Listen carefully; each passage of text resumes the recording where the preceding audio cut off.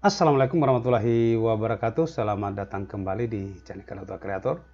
Seperti biasa teman-teman, saya akan berbagi tutorial lagi, yang mana di tutorial kali ini saya akan membahas tentang penggunaan fungsi terbilang, yang mana fungsi terbilang ini biasanya kita gunakan untuk merubah nominal ke dalam bentuk teks. Misalnya 1000 rupiah kita akan dalam bentuk nominal, setelah itu kita akan rubah ke dalam bentuk teks.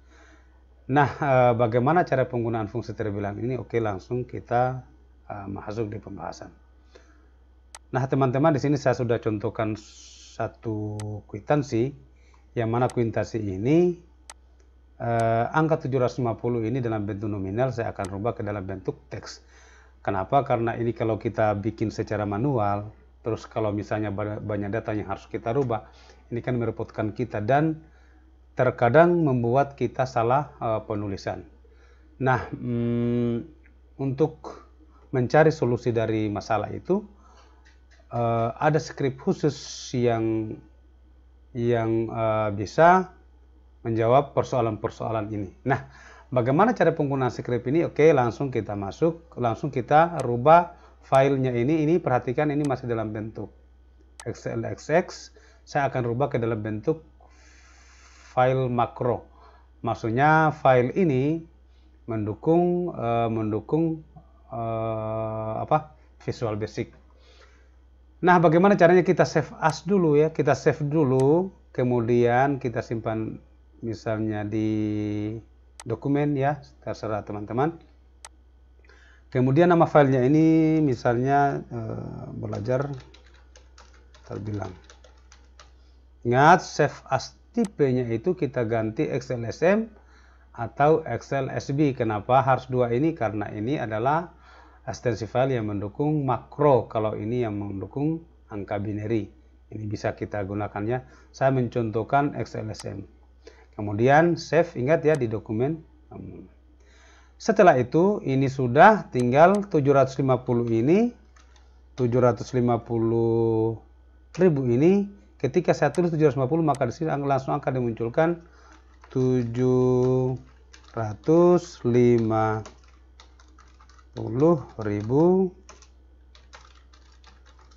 rupiah.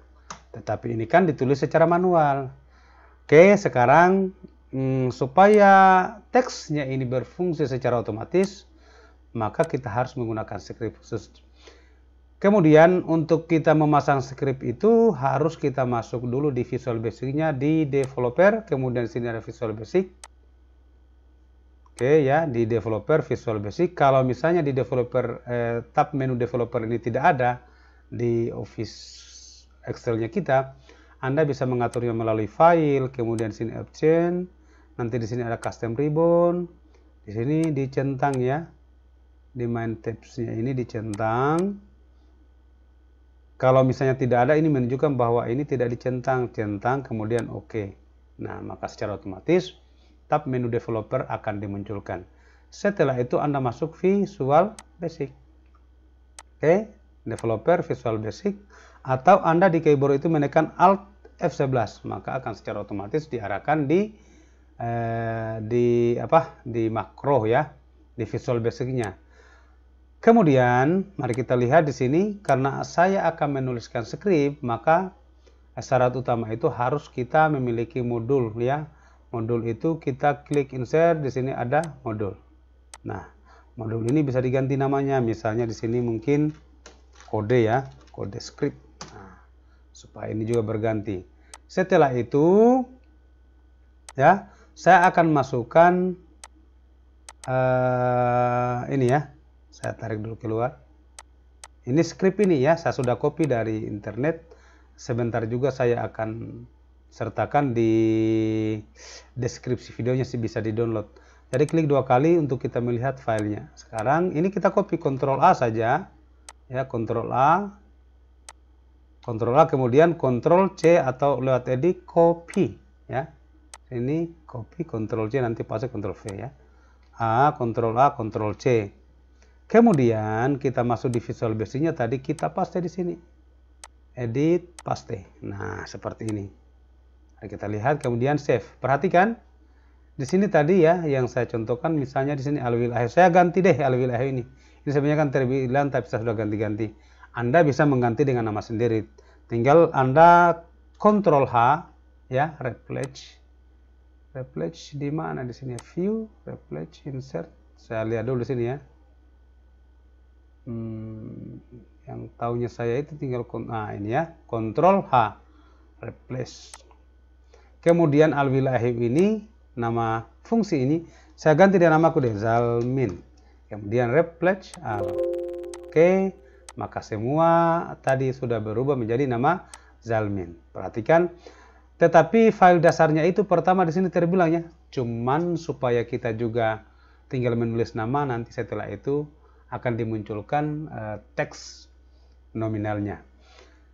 Sekarang maksud saya setelah ini saya akan save, setelah itu saya tutup. Kemudian kita fungsikan. Ini kan masih secara manual. Kemudian Anda menekan sama dengan ya. Saya munculkan dulu formula barnya. Sama dengan ya, di sini sama dengan tadi yang kita ganti apa, dengan menggunakan nama saya Zal. Nah, langsung dimunculkan. Kemudian setelah itu klik yang ini. Klik, kemudian tutup, enter. Maka secara otomatis 350.000 langsung dimunculkan. Teksnya dimunculkan. Di sini diganti 1 juta pun, maka akan secara otomatis 10 juta. 1 juta 0 100.000 semua. Intinya bahwa di sini nominalnya di sini adalah bentuk teksnya. Kemudian di sini kan hanya tertulis 100.000. Maunya saya ini harus ada satuannya, entah 100.000 dolar, entah 100.000 rupiah. Maka di sini kita harus sambung dengan kata simbol dan. Perhatikan, dan simbol dan ini difungsikan untuk menyambung teks. Ya, untuk menyambung teks atau menyambung angka atau menyambung karakter bisa.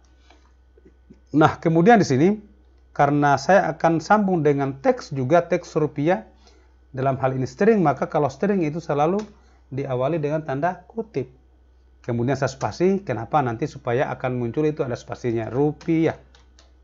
Seperti ini, kemudian tanda kutipnya ditutup, kemudian enter. Maka muncullah di sini 100.000 rupiah. Kenapa? Kalau di sini diganti dolar, maka juga akan berubah dolar. Ringgit, maka akan berubah menjadi ringgit. Oke, bisa dipahami ya teman-teman? Ini adalah contoh penggunaan dari fungsi terbilang. Oke, mudah-mudahan apa yang saya jelaskan ini bisa dipahami, bisa diterapkan. Intinya bahwa penggunaan fungsi terbilang ini sangatlah penting pada saat kita membuat kwitansi, atau mungkin kita akan menampilkan nominal tetapi dirubah ke dalam bentuk teks. Saya Kadatua Kreator, saya akhiri. Assalamualaikum warahmatullahi wabarakatuh. Dan jangan lupa subscribe.